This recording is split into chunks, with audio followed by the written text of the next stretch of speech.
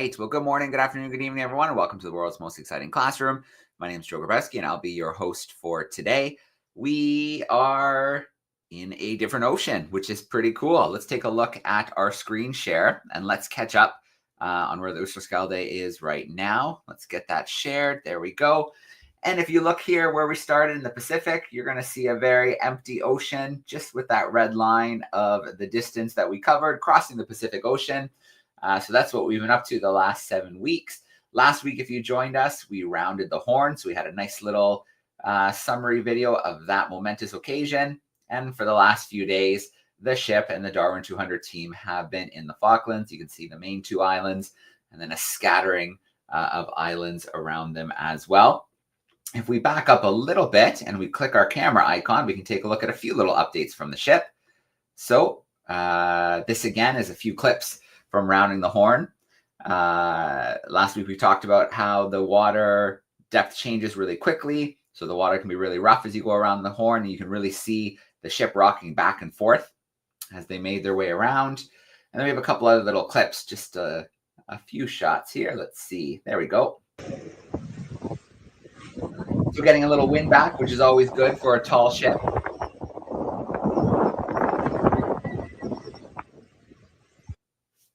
And then one more here. Oh, maybe 2.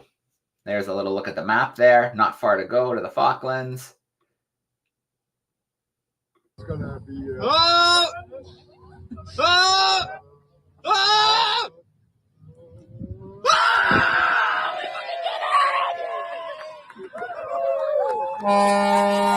right, something very exciting just happened here. We'll have to ask Tom what everyone was so excited about that just happened there on the ship. But there we go, blasting the horn again, similar to when they rounded the horn. Very cool. Well, let's not waste any more time. Let's get Tom, let's get Mara, let's get them in here live with us from the Falklands. Let me take away that screen share. Let's get them in here. Hey, Tom. Hey, Mara. How you doing? Hello, Joe. We're all good. On dry land. And we see land. We haven't seen that in quite some time. So I guess the first question is, when you stepped onto that land, how'd you feel? Very weird. Yeah. A bit wobbly. For sure. A bit hard to walk. Yeah. Seasickness continued, kind of, but on land. Land sickness. Yeah. Gotcha. And then the second burning question is, what was everybody so excited about? Oh, in that video? Yeah. So that was when we crossed over 50 degrees south in the South Atlantic, and with that we had officially completed our Cape Horn rounding. So that's why everyone was very, very excited. Gotcha. Very cool. Well, that is pretty big. I know you guys probably already got your tattoos in Stanley, but I won't ask to see them because I know they have to heal and stuff like that, so we'll give you some time. But yeah, amazing. And then you know, I've never been. The Falklands is a windswept kind of wild, rugged place. And Mara, I heard you were able to get out and see some penguins the other day. Yes, I went yesterday, and I saw some king penguins and Gen 2, and the king penguins had chicks as well, so they're really sweet. And I'd never seen penguins in the wild, so it was super exciting to get so close to them. Yeah, a few more birds to add to the bird survey. Very cool. And then as you rounded the horn and entered the Atlantic, did you tick off any new species besides the penguins? There was a few ones we hadn't seen previously on the trip, but we did see them last year. So there's the imperial cormorants, which we did see, which is a video coming up later, you see them in. What else was there? I think the skewers, skewers. Yeah. Cool. Yeah, definitely a different variety. I think it's more the proximity to land, but yeah. Yeah. There were a lot of birds, a lot more than we had been seeing. So you have now 6 days, I think, in the midst of 6 or so days in harbor. So what's going on? What's going on to get the ship ready for the next crossing? At the moment, they're just doing some maintenance. Everyone's kind of busy on board. Well, you can't see anyone at the moment. Celia's up in the mast. Oh, yeah. Getting some work done. But yeah, there's a few We've been doing lots of cleaning. Those sort of things. Restocking the ship with food. I think we pretty much emptied out all the food on the last leg, so. Yeah, we're getting quite low. We were getting low at the end. Oh, I can imagine so. You're probably getting some fresh stuff. You probably haven't had maybe fresh fruit and vegetables for a little bit. Yeah, it's one of the first things we did. We went to the shop and bought some apples, and it's very exciting. Yeah, very cool. What's Stanley like, you know, compared to other places maybe you visited along the way, Tom? It's definitely a rugged landscape around. I can probably pan around to the... Sure. This is what like the landscape of the Falklands kind of looks like. It's just this windswept landscape, I guess. And then on the other side is actually the Stanley town. Let's have a look. Very colourful houses. Yeah. Yeah, but a very small town. Yeah, I imagine. But that's great. People living in Stanley. Oh, I lost you for a second, but you're back. I think you were just saying about how many people live in Stanley. Yeah, I think it's about 2,000 or 3,000 in Stanley, and then I think 700 in the rest of the Falklands. So most of the people who are in Stanley. All right. Very cool. Well, let's take a look at some of that wildlife. Tom, you shared a clip with me with a little bit of Falklands wildlife. So let's take a little look at that clip. And then maybe we'll talk about last time you were in the Falklands. So just give me a second. Here it comes. And there it is.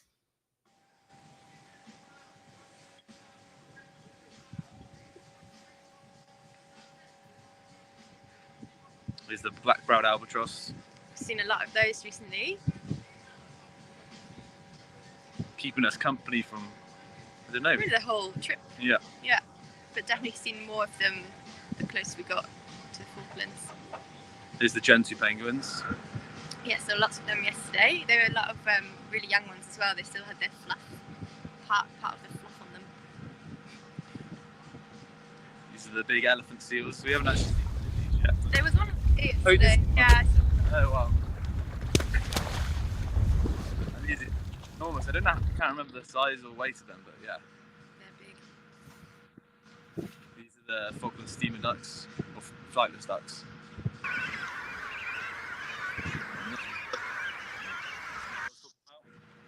Yep, saw a couple of those when we were coming in. And this is a very inquisitive skua.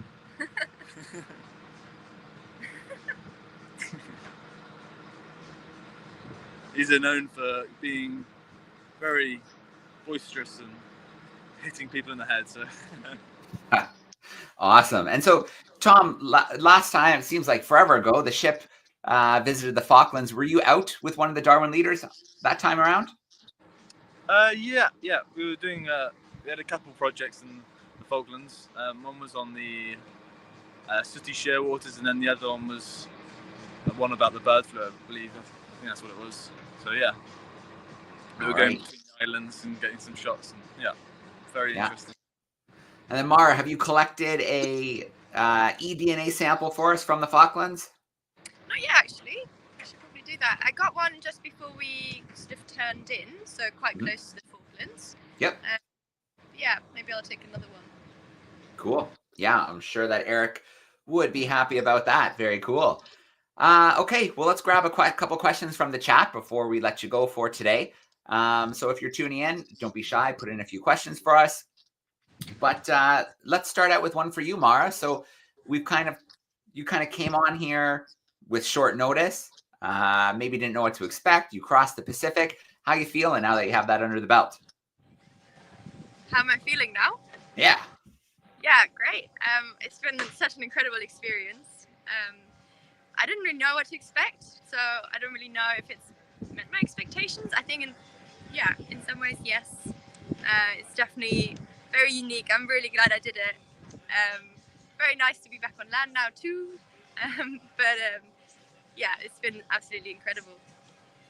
Okay, and Tom, you have a monstrous task ahead of you. You've got to create a summary video for the leg of this journey. How far into that are you? Sorry, you just cut off a bit there, Joe. Oh, I was just saying you've got a monstrous task ahead of you. You've got to create the summary video for this leg. I was wondering how far along you are in that process. Well, the footage is all organised, but that's my task over the next few days, just to put that together. So hopefully in the next week or so, I'll be up online for everyone to watch. Great.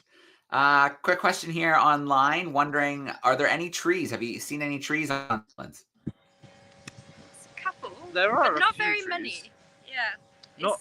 Most of the landscape is very open, just sort of scrub land. There's a few trees here in Stanley, but sort of on the open countryside, I haven't really seen any. All right. Miss Lightbourne's crew is hanging out with us, and they want to know if it was really windy when you crossed the Horn, when you rounded the Horn. It wasn't actually so bad. There was a good amount of wind, but the Horn is notorious for being crazy weather, massive stormy wind and waves, but we didn't have it too bad, which was nice because then we got the chance to actually get up closer and see it rather than being miles and miles out to sea. It's a good amount of wind because we were sailing at a good speed, but everyone was able to come up on deck and actually enjoy going past the Horn. Mm-hmm. Yeah. I think it's 20-30 kilometers of wind. Yeah. What about the temperature? The class is wondering, was it really cold? It was quite chilly. Yeah. Everyone was in their waterproof, windproof coats. It's still pretty relative though, because 12 degrees. Yeah, the wind just makes it feel colder as well. Sure. And the weather, it's cloudy right now, overcast. Is that pretty standard for what you've been experiencing so far? Or have you had a little bit of sun down there? Yeah, it was really sunny yesterday. Yesterday was really nice. But when we first arrived, it was quite grey and there was a bit of a drizzle. And then the second day was quite rainy as well. So we've had a bit of everything. I think this sort of weather is quite normal for the Falklands. I think usually it's just very windy. It doesn't actually rain that much. So we've been a little bit unlucky so far. But it's looking like it's getting a little bit better now. All right. And what's the plan? What's the schedule for setting sail next? How many days you have? I think the next guests will get on the 25th and then set sail the next morning, I guess, on the way to Cape Town. All right. And then Josh, I think, is taking over for that leg, which will be pretty fun. Yeah. Okay. Very cool. Well, I think the way to end it off would just be, this leg, I think, was always starred on the journey for various reasons. It was going to be long. The Roaring 40s, the Furious 50s are notorious for some crazy weather. I'm sure you guys had an image of it built up in your head, what it was going to be like. Maybe there was some nerves. So all said and done, was it what you anticipated? Did it feel maybe a bit easier? What was it like for you guys? I mean, I think we got a fair share of expectations, to be honest. We knew it was going to be rough, and we definitely got the roughness. Definitely got that. But I think I actually expected it to be like that for longer. Yeah, that's true. Because we only had one big storm for a couple of days, and apart from that, it was actually tamer than I was expecting. Mm-hmm. And we also had a few days sometimes we had no wind and we were just floating. So yeah, a bit of everything. Yeah. All right. Well, you did it. You crossed the Pacific. You rounded the Horn. Pretty amazing. You're in the Falklands now. With a few days to hang out, which isn't too shabby. If you get bored, no pressure, but it might be kind of cool to throw the ROV in the water if you're bored and see what's, maybe there's something interesting down there. I don't think we've had it in the water since probably Sydney because you guys have been moving and booking along. Awesome. Well, Tom and Mara, thank you so much for taking us across the Pacific with you over the last 7 weeks through our kind of mashup of pre-records till we could finally get you guys live again. It's been fun to live the experience through your eyes and get those treats along the way, like the beaked whales and stuff like that. Awesome. No worries at all. We had a great time. All right. Well, have fun in the Falklands. I hope you can get a flight out at some stage. And Mara, it was great to meet you. And Tom, I think we'll probably see you in Cape Town. Yeah, definitely. All right. Thanks, guys. Thanks, Joe. See ya. All right. Very cool. So there we go. That is the 7-week crossing of the Pacific. Tom and Mara were great sports to have them joining us every week and sharing their experience as they made their way across. I can't wait to see that summary video, which, of course, we will share probably in one of these live events because it is such a huge thing. 7 weeks crossing the Pacific through some of the roughest waters on the planet, rounding the legendary Cape Horn, and then arriving in the wild, windswept Falklands with penguins and elephant seals albatross. Really, really cool. So hopefully we'll have a little bit more wildlife footage to share as well. So let's jump into another part of today's event. Last night we had our event for classrooms in Australia and New Zealand. And our live guest last night was Dr. Vanessa Parada. And I'm not going to say too much about it because I want to play a clip from our hangout with her last night. She's a marine biologist. She studies whales and dolphins, so cetaceans, and she does some really cool research. One of my favorites is how she uses drones, and you're going to see a little clip of that in this clip I want to share with you today. So let's take a little look at that clip for Vanessa. If there are any humpback whale questions, feel free to put them into the chat. I'm fairly know a fair bit about them, as well as hanging out with Vanessa the last day or two. I've picked up quite a bit, so I can probably answer some of your humpback whale questions. But for now, let's jump into this screen share. Let's meet Vanessa and learn about the really cool work she's doing in Australia. Today will be Dr. Vanessa Parada. She is a wildlife scientist, woman in STEM and STEAM, science communicator, author, and vessel operator. Her research uses innovative technologies for wildlife conservation. She's also the lead scientist of the scientific and citizen science program, Wild Sydney Harbour. So learning more about the wildlife that lives in the harbor and beneath those waters. She's also an author. So 2 kids' books so far, The Voyage of Whale and Calf and Oceans at Night, as well as a paperback, Humpback Highway, diving into the mysterious world of whales. And what's even cooler is Vanessa was a leader for one of our DARWIN200 leaders who joined us in Tasmania. She took her out into the field, and we'll probably talk a little bit about that experience today. So let's go to Australia and let's get Vanessa in with us. Hi, Vanessa. Hello. Hello, everyone. So nice to be here. Thanks for having me, Joe. Yeah, it's great to have you with us. Not only as a super cool scientist, but also as a member of the DARWIN200 team, helping us get a leader out in the field and having a really fun experience. Oh my gosh, it was such a pleasure and such a wonderful experience for me as well to be part of the DARWIN200 group, but also learning about our blue backyard here in Australia. So it's one thing to do research, but to really take the time to go into the field, understand the animals you're trying to learn more about, and then share knowledge via this program, which is great. All right. Well, I think the first place we should start is if you want to take a couple minutes and just let us know who you are, Vanessa, and then we can dive into some DARWIN200 action.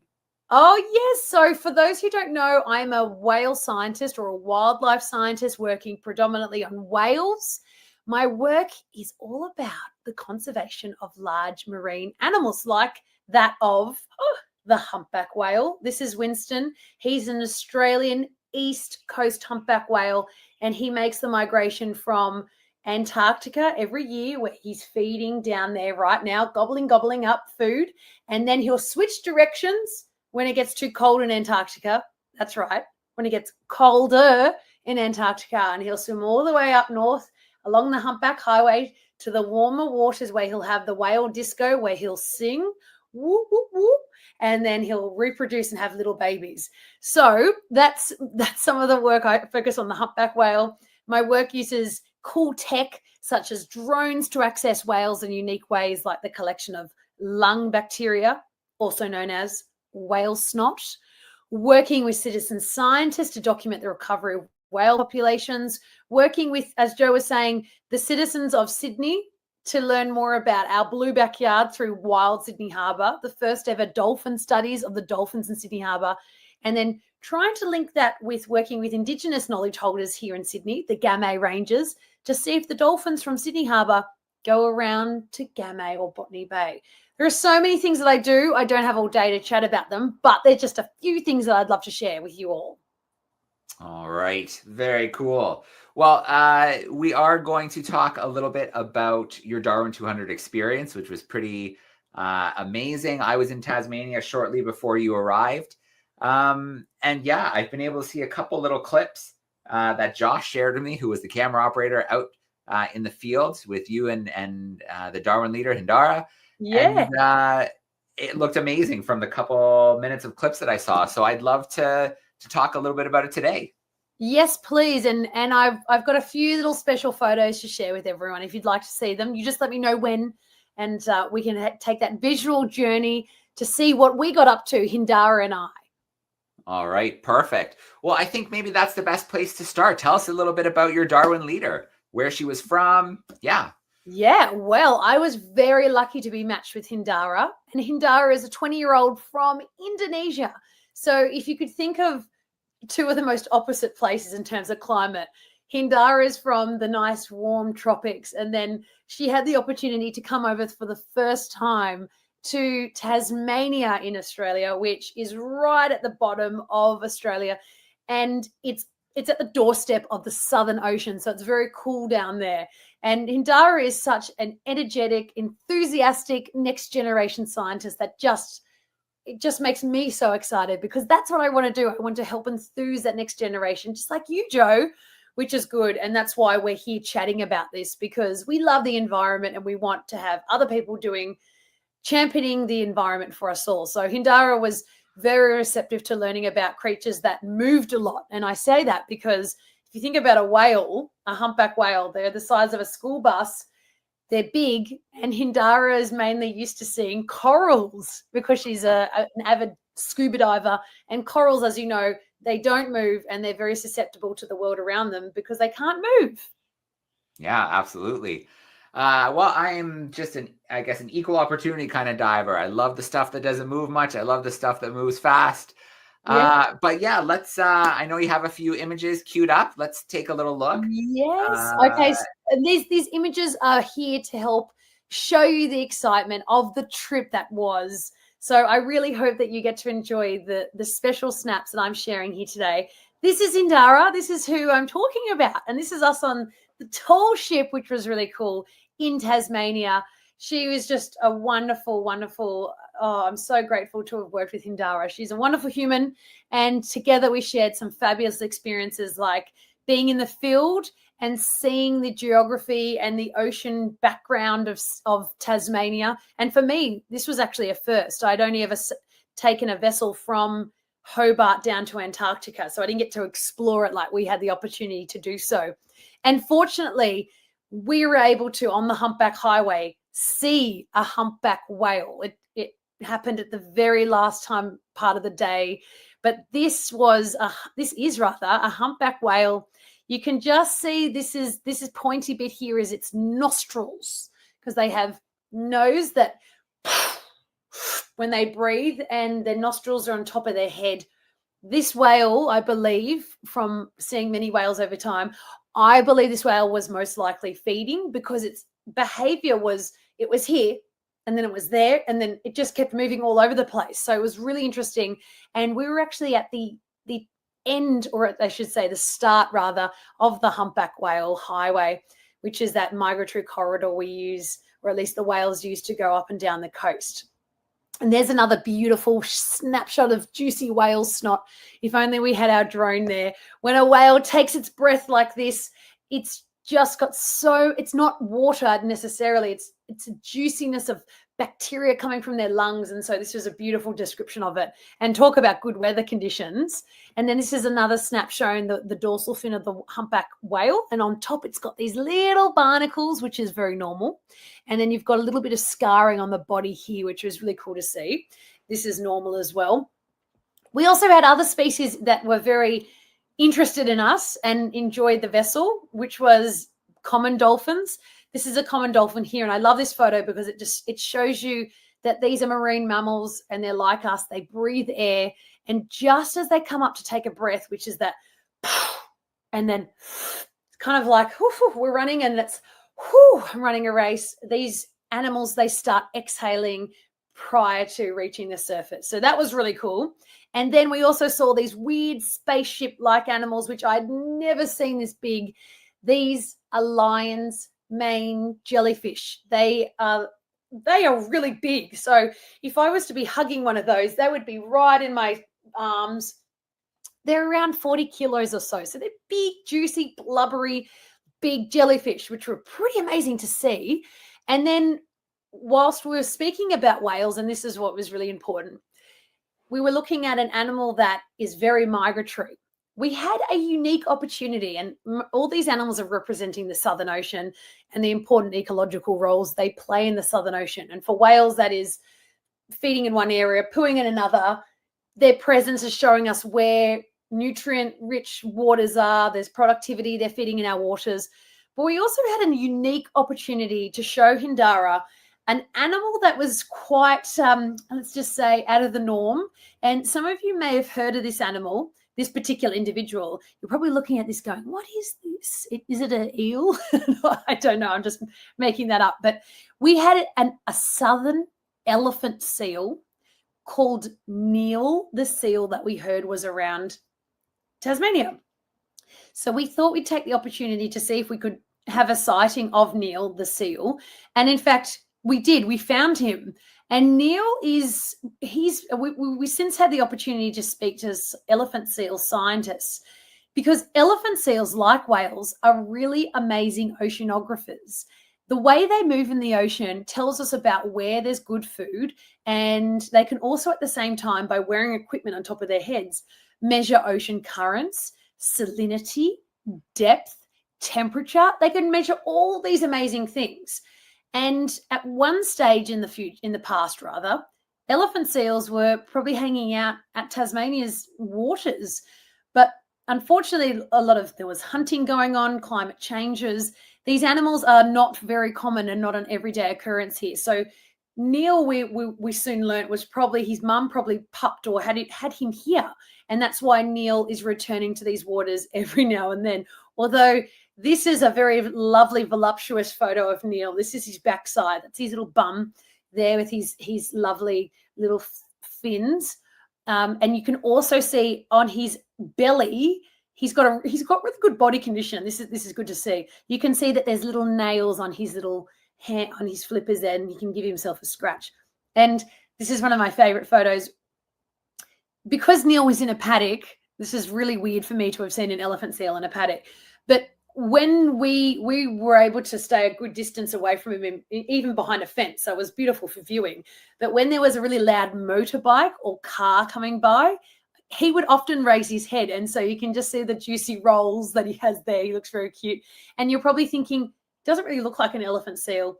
Well, that's because he's not fully grown yet. So he doesn't have his proboscis, which is that funny little thing that they all have, their nose, which will show that he's pretty much a male. So that is some of my very favorite snaps. But the key message here was to really embrace the animals of the Southern Ocean through that of marine mammals, whether it be a whale or in this case, the opportunity to see a southern elephant seal, which was a wonderful opportunity. And so going from that tropical world to animals that live in the Southern Ocean and how they're equipped for being in that cool environment, like the blubber you can see, the fat you can see on this animal, it's pretty amazing. And the fact that these animals go where they want, when, and a lot of this is dictated by changes in our environment, is very important. So I hope everyone's enjoyed some of those photos. I'm going to stop sharing, but that truly is a special snapshot of our time down in lovely Tasmania, Australia. Yeah, I want to show one more little piece of media here. A few weeks ago, Josh had sent me a clip with some Tasmania stuff. So this is just maybe a 30-second clip of being out on the boat, out on the Tasman Peninsula. So give me 1 second to cue that clip up. We'll take a look at that, and then maybe we'll start thinking about asking to see if there's any questions there from classrooms. So there it is. Let's take a look at this little clip together. There we go. Oh man, Tasmania is so rugged, especially this part here, the peninsula, this kind of last bit of land before you head out into the Southern Ocean. It is such a beautiful place. Got some dolphins nice and close. Oh my gosh. Oh wow. There's Hindara. That's us trying to find the whale. Oh, there it was. There it is. Oh, that was very special. That was amazing. I still can't believe that this was the day. Look at the dolphins at the bow of our vessel as well, by the way. Those dolphins, they really stuck around. Yeah, that is so cool. Hindara was obviously very excited to see that humpback whale. So it looked like a great experience for her. I'm sure, you know, like we try and do with all the Darwin leaders, you know, they've shown promise in conservation. They're young, they're excited, and hopefully we're sending them back to their home countries with some new skills, some new ideas, and, 25, 30, 40 years of conservation ahead of them. So exactly. And enthusiasm, that's what we want. We want the enthusiasm, the excitement, and all of these opportunities provide a wonderful connection for people all around the world. And Hindara and I still remain connected, which I love. Awesome. Very cool. There we go. That was our hangout last night with Dr. Vanessa Prada. So she's in Sydney. That's where she connected with us from. I realized that yesterday I actually hosted her twice. I hosted her earlier in the day for a classroom event with my organization, Exploring by the Seat of Your Pants. And then I hosted her in the evening with the DARWIN200 event for classrooms in Australia and New Zealand. And that clip there didn't have a drone clip of how she collects the whale snot. So I've got a little video clip here I want to share with you so you can see how she's using drones to collect those samples. So I'm going to hit play on this clip and we'll get it nice and full screen. So that's what's coming out of that spray. Hormones, DNA, bacteria. It's all material that can be collected and then looked at and studied. So this is what the drone looks like. You can see it's got a petri dish at the front. It can open and close. There's a camera there mounted on the back as well. And then here it is in action in the field. So it's really kind of challenging. You see the cliffs of Sydney there in the background on the coast. And then they try to fly above the whales and dive down at just that right time when the whale is taking a breath. The petri dish pops open. They fly through the sample and it closes again right away because you don't want it to be contaminated with things that are in the air. So it takes some time for the drone pilot to get this skill down. But once they do, it's really cool to see this group of whales here on their migration, cruising by Sydney, and then swooping right in to catch that sample full of good stuff, hormones, DNA, bacteria. So they can learn about the health of the whales. They can look at different groups of whales, maybe compare whales in Hawaii to whales in Australia and other parts of the world. So really cool research. And that's just one of the projects that Vanessa works on in Sydney. I want to share one more clip with you. You saw Neil there, Neil the elephant seal. It's really unusual for an elephant seal to be in that part of Tasmania and coming back over and over again. And Neil's kind of a little bit of a celebrity. And here's a little clip from a news clip just to show you the antics of Neil and some of the trouble Neil gets into in this small little community. So just bear with me for 1 second while I pick the right clip. And let's take a look at Neil. Is home to about 300 residents. Morning, Neil. And one of them, we're reliably informed, is a pain in the neck. He's back on the road, back wanting attention. This is Neil, the southern elephant seal. Wide and weighing in at 600 kilograms, he's hard to miss, particularly if he parks himself at your front door. Someone lives here, mate. The surly sea beast comes ashore several times a year, and locals are always very accommodating. But the fact is, now that he's 3 years old, he's developed a bit of an attitude problem, blocking roads, talking back, and picking fights. He broke all my signs. In Neil's defence, the signs started it. Get out of here now. Sometimes, when Neil gets riled up, the authorities have to intervene. Police versus Neil the seal. But his antics have amassed him a devoted fan base. 18,000 people follow him on Instagram, and this week he's taken TikTok by storm. This is my son now, Neil, the 3-year-old elephant seal. I think we've all adopted him. But just know he's a scallywag, a silly little guy, and he enjoys breaking and entering into lawns that are not his. Love thy neighbour, as the saying goes, even when thy neighbour is an absolute menace. Jacinta Lee, 7 News. All right, so I want to share that clip with you so you can see that we met an internet celebrity while we were in Tasmania, Neil the seal. Like Vanessa said in the video, it's likely that for some reason Neil's mother gave birth to Neil in that location, and that's kind of wired in his instincts. So he returns there occasionally. You can see 3 years old now, getting quite big, over 600 kilograms. But amazing enough, Neil's still got some growing to do, and eventually will grow that proboscis, that big long nose that the mature males have. But who knows if Neil will stick around, if he'll realize, you know what, there's no other elephant seals around here.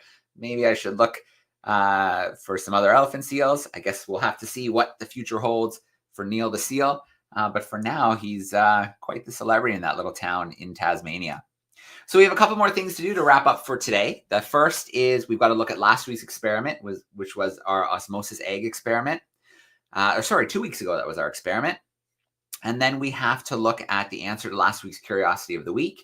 And then we will have a brand new curiosity for your classrooms. So a few more clips, a few more things to talk about. We've got a brand new experiment as well. And you still have a week to try the Making Your Own Amber experiment, which you can find on the DARWIN200 YouTube page under the experiments playlist. You still have one more week to give that one a try before we play our results video. So let's get into it right now. So 2 weeks ago, we had an experiment where it was an osmosis egg experiment. So we had 2 eggs, we put them in vinegar and we left them for 24 hours. During that 24 hours, the shells dissolved. We left them for another 24 hours to complete that process. So I've got a little clip here just to show what it looks like when kind of sped up when those eggs shells are dissolving. So there we go. You can see all that bubbling sitting in the vinegar. It's acidic. It's dissolving that shell. And then eventually you've completely lost the shell, but the egg doesn't just break apart. There's still a semi-permeable membrane surrounding it. So semi-permeable just means that some things are allowed in and out, but other things aren't. So for example, water is allowed in and out, but the proteins inside the eggshell can't pass through, inside the egg itself can't pass through that membrane, but water can pass in and out depending on what's going on. So that was step 1, was to take some time, dissolve the shell of the egg in that acidic vinegar.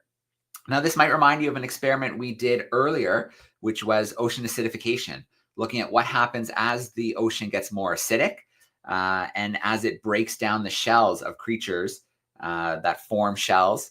It can also impact coral. So this is kind of building on this a little bit. We're kind of seeing that in action, the way that acid is dissolving this eggshell. So after we had our 2 kind of rubbery, maybe bouncy eggs without their shells, it was then time to put one in water and then to put one in like a sugary substance. I showed sugar water as a really easy example, but you could have used corn syrup as well. That would have worked well. So let me show you the 2 clips and then we'll talk about what happened in each clip. So here's the first one. I think the first one is water. Yeah. So there's a little food dye in the water to help you see a little bit better what's happening. So if you watch these eggs over time, you're going to see that they are swelling and they're growing. So we're going to talk in a moment about what happened there. So that is when they were left in water. And the second clip is when they were left in corn syrup. So a really kind of sugary substance. So let me share that one with you and let's take a look at what happened. So this time we've got eggs in there without their shells, just the semi-permeable membrane. And you can see that in this case, they're actually shrinking and they're shriveling up. All right, let's talk a little bit about what we have happening here. I'm going to take that video out. All right, so essentially what we are seeing here is 2 things at play. So you may have heard diffusion before. So diffusion is the movement of a substance from a higher concentration to a lower concentration. And so it's attempting to reach equilibrium. So the amount of that substance is the same on each side of kind of the barrier or the area that it's spreading to. So diffusion, it's the movement of a substance from a higher concentration to a lower concentration. But when we're talking about something like water and we're passing through a membrane, we call it osmosis. So osmosis is the process where water moves through a membrane.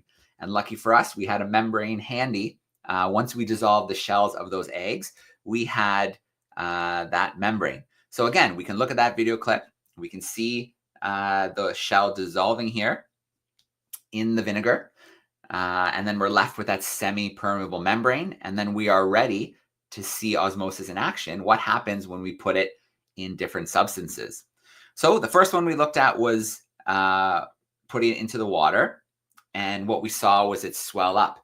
And that's because there's more water in the solution, in the little jar that we had it in, than inside the egg itself. So the water moved inside of the egg through the semi-permeable membrane until it reached equilibrium, until water concentration in the egg was similar to outside. So that's why the egg swelled up as water passed through that semi-permeable membrane through osmosis. And we can take a look at that clip one more time as well. So you can see here the eggs swelling up as the water is moving to try and reach equilibrium. More water outside than inside, so the water moved in through that membrane. And then finally, what we had happening when we put it into the corn syrup, we had the opposite happening. We had more water inside of the egg than in the solution outside. So to reach equilibrium, water started to move out from the eggs and into the corn syrup. And we had the eggs shrink and we had them shrivel. So we can watch that one more time here.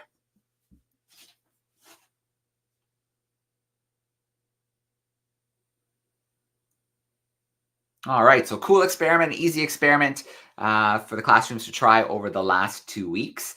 I'll just leave off kind of just reminding us of the principles that we talked about. So diffusion is when substances go from a higher to a lower concentration, trying to balance out and reach equilibrium. That can happen in the air, that can happen in liquids. The same thing, osmosis is just a little bit different. We're looking strictly at liquid like water and moving through a membrane. So it's passing through a semi-permeable membrane, a membrane that lets things in, but keeps other things from going in or out. So that was our naked egg osmosis experiment. We've got a brand new experiment for you to try this week. I'm going to cue it up right now. Let's take a look at your experiment. You've got 2 weeks to try this experiment and send us in some photos.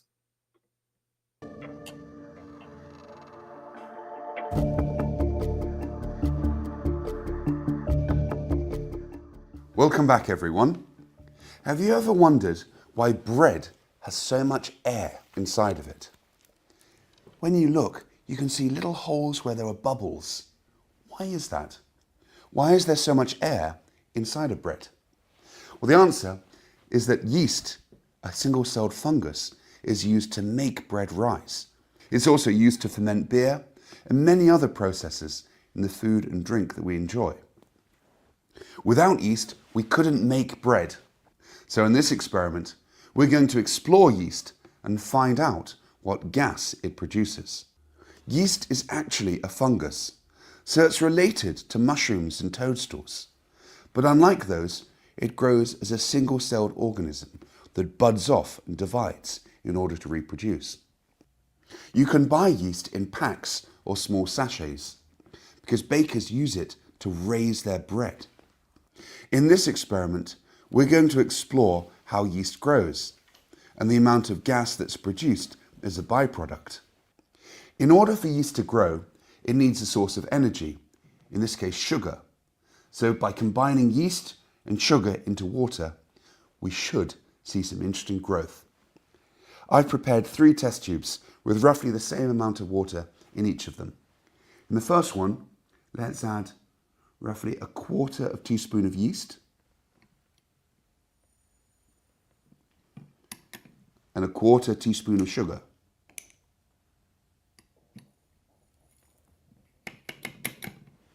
I've got this yellow balloon prepared with a number 1 on it. So let's put the yellow balloon on, and this should capture any gas that's produced. In the second test tube, let's add 2 1/4 teaspoons of yeast and 2 1/4 teaspoons of sugar and see what difference that makes. It's 1, 2, 1, 2, and I prepared this red balloon with a number 2 on to trap whatever gas is produced by this culture. Then last but not least, at the end here, let's add 3 1/4 teaspoons of yeast and 3 1/4 teaspoons of sugar and see what results that gives. There we go, one last one. That's 3 of yeast and 3 of sugar.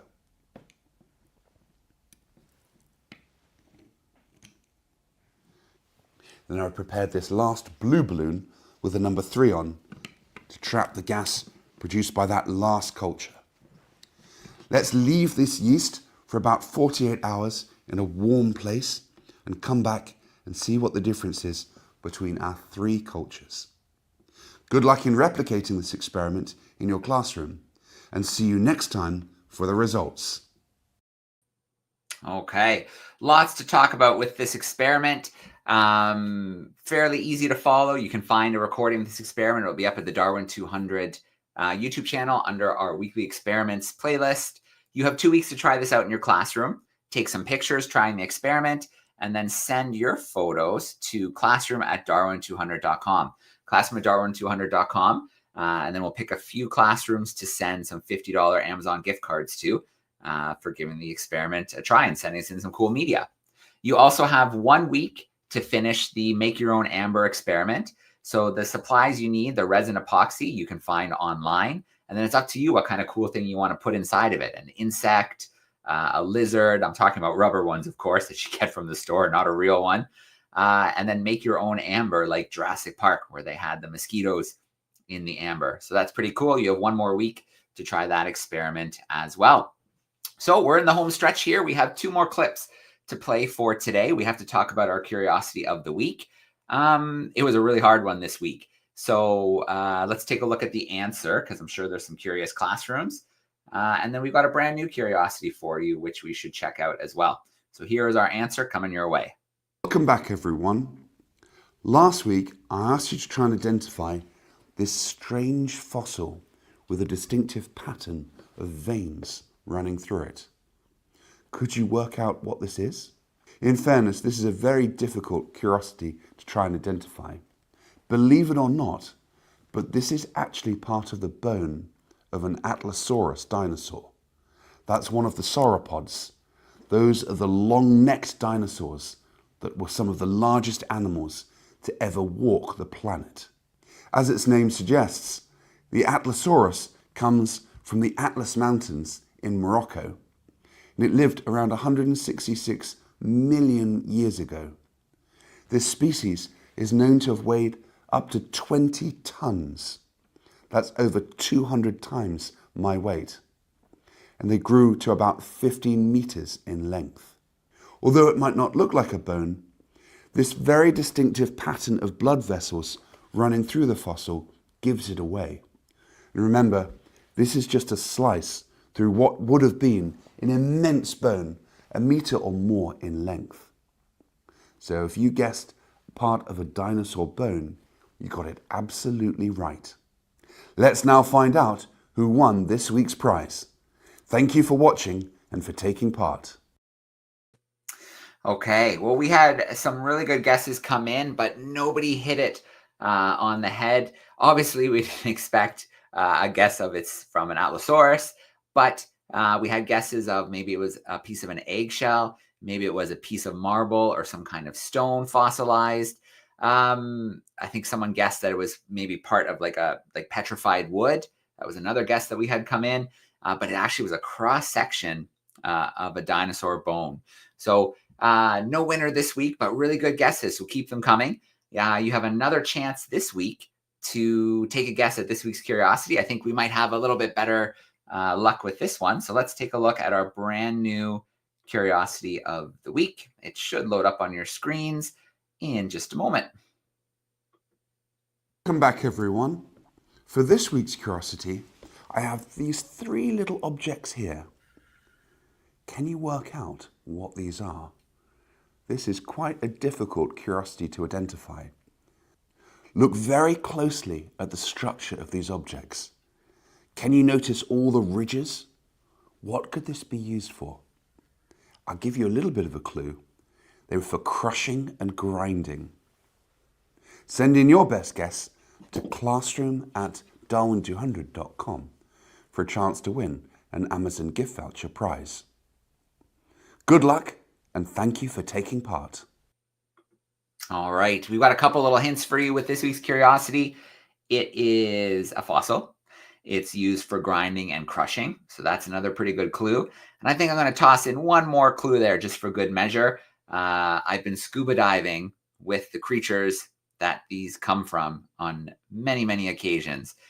So they're creatures living in the ocean. So there we go. There's your curiosity of the week. You have 1 week to send in your answer for the curiosity of the week to classroom@darwin200.com. Even if you're not 100% sure, send in your best guesses. Classroom@darwin200.com. We'll announce the answer next week in our next session. We also will announce the results of the Make Your Own Amber, and then you have 2 weeks to get your results in for the yeast, the cultivating yeast experiment. So there we go. That is our World's Most Exciting Classroom for this week. That was our 72nd World's Most Exciting Classroom as we've been sailing around the world. If I add in the Australian ones, we're up over 80, which is pretty cool.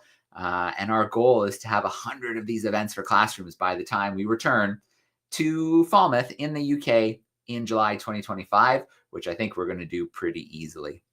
So thank you to the classrooms for tuning in with us. A huge shout out to Tom and Mara down in the Falklands joining us from the Oosterschelde. And then, of course, a shout out to Vanessa, Dr. Vanessa Parada, who joined us, and we shared that great recording from last night's event. So join us next week, same time. We'll be here. The ship will be on the move again. We will be sailing across the Atlantic, probably not too far from the Falklands, with a big journey ahead of us. The last thing we have to do today is a shout out to our sponsors, our supporters, our partners, without whom we wouldn't be sailing across the ocean, doing research, bringing young Darwin leaders to the ship in the various ports, and we wouldn't be having the world's most exciting classroom. So that's how we'll end off today, with a shout out to those supporters. Thanks again, everyone, for tuning in, and we'll see you again next week.